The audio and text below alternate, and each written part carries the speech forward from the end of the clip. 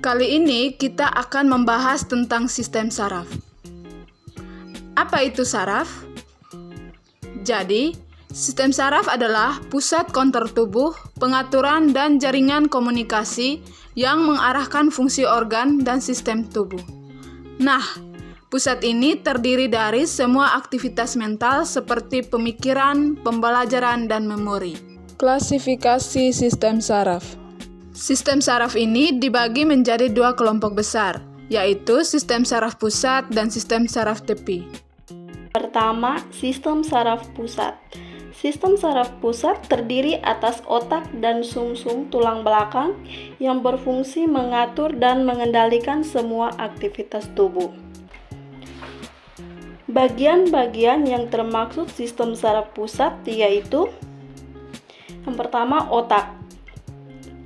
Otak berperan dalam mengambil keputusan, memproses informasi, dan mengendalikan aktivitas tubuh. Kedua, sumsum tulang belakang. Ini berperan mengirim sinyal antara otak dan bagian tubuh lainnya. Yang ketiga, neuron atau sel saraf. Sel saraf ini dapat ditemukan di seluruh tubuh dan berkomunikasi satu sama lain untuk menghasilkan respon dan tindakan fisik. Yang kedua, sistem saraf tepi. Sistem saraf tepi berfungsi sebagai perantara komunikasi antara sistem saraf pusat dan seluruh bagian tubuh. Sistem saraf tepi ini berkomunikasi dengan seluruh tubuh melalui saraf kepala atau cranial nerves dan saraf-saraf tulang belakang atau spinal nerves.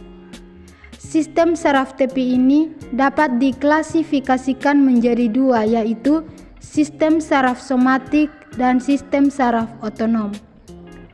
Nah, sistem saraf kranial atau somatik ini sering disebut dengan sistem saraf sadar. Jadi semua gerakan yang dilakukan itu dilakukan secara sadar, seperti saat kita mengambil gelas, tangan kita dalam keadaan sadar kalau memang kita ingin mengambilnya. Dan yang kedua, sistem saraf otonom sering disebut sebagai sistem saraf tak sadar. Semua aktivitas kerjanya itu secara otomatis, seperti gerak alat pencernaan, denyut jantung, pernafasan, dan proses pengeluaran keringat.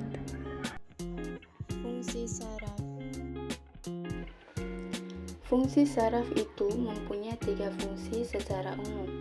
Yang pertama, saraf motorik, yang kedua saraf sensorik, dan yang ketiga otonom. Nah, saraf-saraf ini bekerja dengan cara mengeluarkan impuls listrik berupa perintah. Kalau motorik ini, dia mengeluarkan impuls listrik di kabel motorik yang gunanya untuk pergerakan seperti berbicara, berjalan, berlari, menulis, melompat, dan berenang. Nah, kalau yang sensorik ini, dia menerima impuls listrik dari reseptor dari kulit sampai ke otak untuk merasakan sensasi, rasa, misalnya dia merasakan sakit ketika dicubit. Dan untuk otonom ini, dia memberikan impuls listrik yang tidak disadari dari otak sampai ke organ-organ dalam, misalnya detak jantung, pernapasan, dan saluran cerna.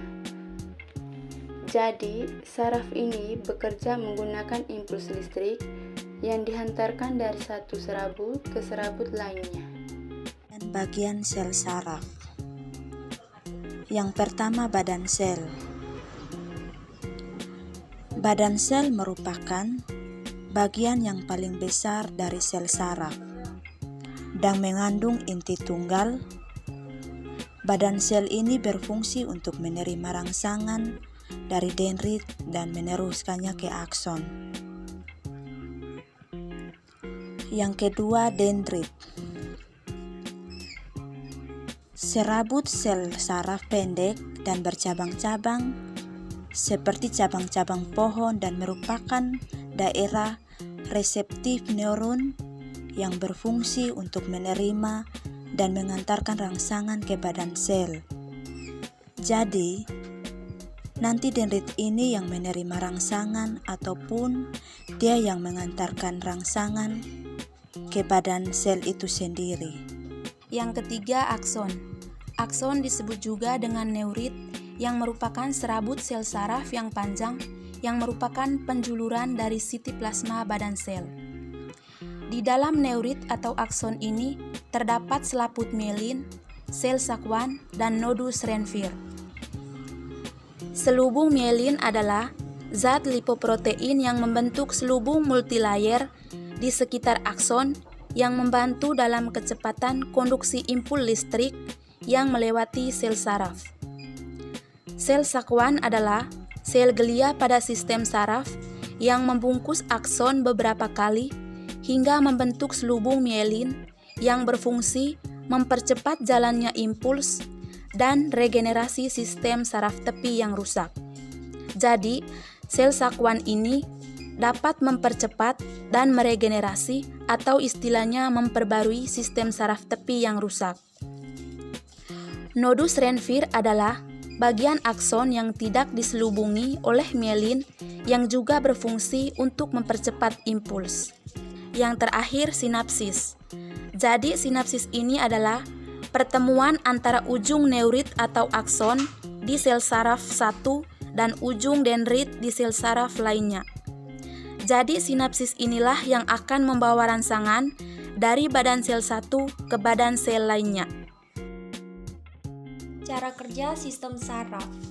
Melalui sebuah mekanisme yang kompleks, otak kita membentuk sesuatu yang bernama potensial aksi dan meneruskannya sepanjang saraf yang bertanggung jawab untuk menggerakkan jempol. Di dalam saraf ada beberapa kabel. Dari dalam kabel ini terdapat sel saraf. Di antara satu sel saraf ke saraf berikutnya ada celah yang bernama sinapsis.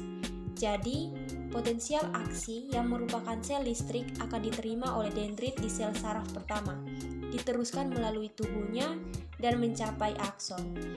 Di beberapa neuron atau sel saraf pertama, ada sesuatu yang bernama neurotransmitters, suatu zat kimia yang berperan dalam konduksi listrik dari satu sel saraf ke sel saraf berikutnya. Neurotransmitters akan dilepaskan ke sinapsis dan menghasilkan suatu potensial aksi di sel saraf kedua.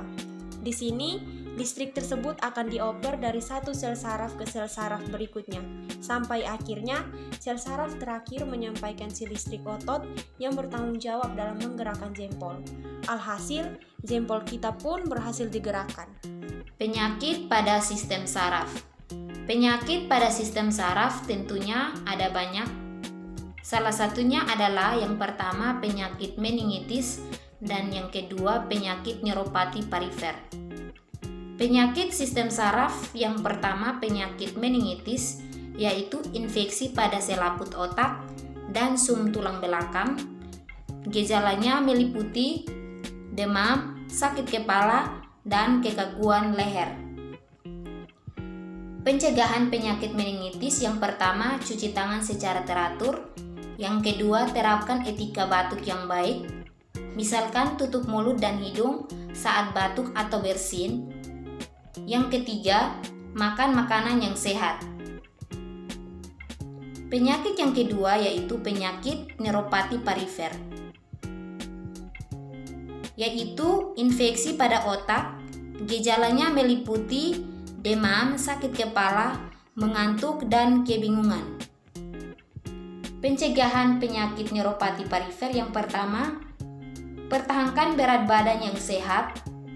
Yang kedua, berolahraga secara teratur.